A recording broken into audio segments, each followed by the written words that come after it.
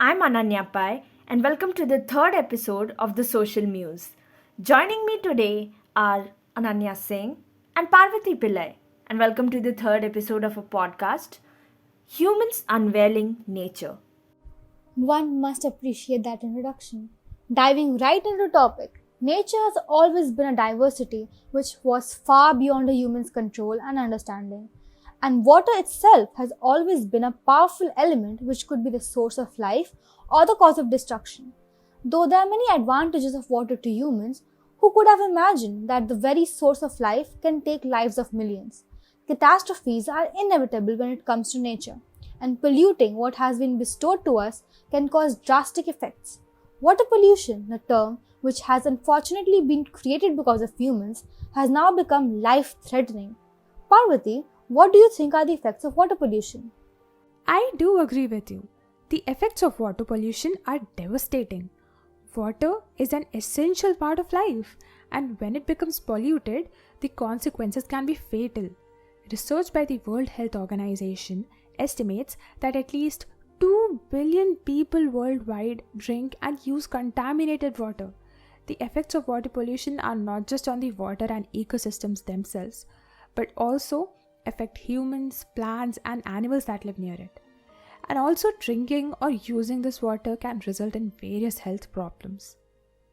Well, that's the bitter truth. Did you know? The Lake Powell, the second largest human made reservoir in the US, has lost nearly 7% of its potential storage capacity since 1963. It's bad news for a region already facing water shortages and extreme wildfires due to drought. The significance of the dwindling water supply along Colorado cannot be overstated. The system supplies water for more than 40 million people living across 7 western states and Mexico. Lake Powell provides a critical supply of drinking water and irrigation for many across the region, including rural farms, ranches, and native communities. But you know what has been causing these destructions lately? Our human doings itself. We can survive several days without food, but not without water. And to know that the very water has been polluted by humans is heartbreaking. The pollution is so natural, like minerals in the rock or sewage running from parking lots, home fertilizers, or industrial waste. Though it sounds astonishing, in some cases, even rain can cause water pollution. In sea, leakage of diesel oil, petrol from ships can always have adverse effects. One of the important causes, agriculture, where lots of fertilizers, chemicals when used, the water from the bore wells could be contaminated with residual chemicals. To add a point on how this affects aquatic life, the heavy metals and chemicals from municipal and industrial wastewater are some reasons for contamination of water that affect aquatic organisms' lifespans and abilities to reproduce. Recently, researchers have observed that fish like tuna and other large fish often have high levels of mercury. Aquatic life is heavily affected by algal blooms in lakes and marine environments, resulting from excess nutrients such as nitrates and phosphates from agricultural runoff. These algal blooms are present in the Great Lakes. Marine life is also threatened by debris and litter, which can suffocate and injure many aquatic organisms. Additionally, chemical pollutants in contaminated water come into contact with our skin from swimming in polluted water or washing clothes and can cause various skin irritations ranging in severity. But it's also true that man is his own worst enemy. Our actions are the primary cause for all disturbances in the world and also in the case of water pollution. Our water resources face a host of serious threats, all of which are caused primarily by human activity. They include sedimentation, pollution, climate change, deforestation, landscape changes, and urban growth. One of the serious threats to water resources is the degradation of ecosystems, which often takes place through changes in landscapes such as clearance of forests, conversion of natural landscapes to farmland, growth of cities, building of roads, and surface mining. While water contamination and its causes are a global issue on one hand, On the other hand, we can see that certain populations are more vulnerable to illness and death from water pollution. The communities that are typically most affected by water pollution are often also communities of color. Because of this demographic, the disparity in world health on the topic of water pollution is frequently an example of environmental racism. Have you guys heard about the water pollution in Haiti and Gaza? Oh, yes, the 2010 cholera outbreak happened in Haiti just 10 months after the devastating 2010 earthquake. It was discovered that the Artibonite River, a body of water from which many Haitians use and consume, contained the bacteria that cause cholera.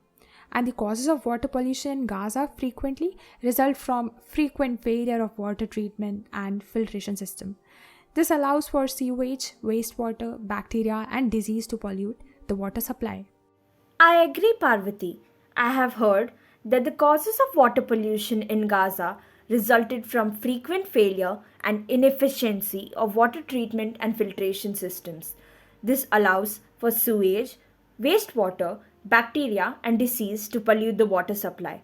And as we all are aware of the transboundary nature of water bodies and water resources, this issue does not only affect the very highly dense population living in Gaza, but also risks contamination of water resources in Israel and other Middle Eastern countries. Drinking or using polluted water can result in health problems such as digestive issues, toxicity and death, or chronic toxicity and neurological issues from more serious chemical pollution. Waterborne pathogens are the most common cause of illness in humans from polluted water. Diseases from the consumption of contaminated water includes giardia, typhoid and cholera. Accidental and illegal leaks from sewage facilities and runoffs from urban areas and agriculture farms occur even in wealthy nations, affecting everyone's water quality. In fact, every year, the United Nations report that 85,700 children die from diarrhea caused by contaminated water. Sadly, pollution from sewage, effluent, and industrial waste are making it difficult to supply enough clean water to populations in developing countries, while climate change is also having an impact on the availability and quality of water resources. The vulnerable communities are exposed to such harmful effects of water pollution, and unless we take proper steps in no time, we'll be on that list too. That's an ominous thought. Well, it doesn't have to be that way. Firstly, in order to prevent water pollution, conservation of clean water is a must. The average household septic system should be inspected at least every 3 years by a septic service professional. Household septic tanks are typically pumped every 3 to 5 years. Alternative systems can be adopted with electrical float switches, pumps, or mechanical components. This is done in order to ensure that we don't pollute the existing clean water and utilize them wisely to meet the water requirements of all living across the globe. Building on that, usage of fewer chemicals and cleaners in our homes and avoiding disposing of them down the sink and shower drains will help to prevent water pollution to some extent.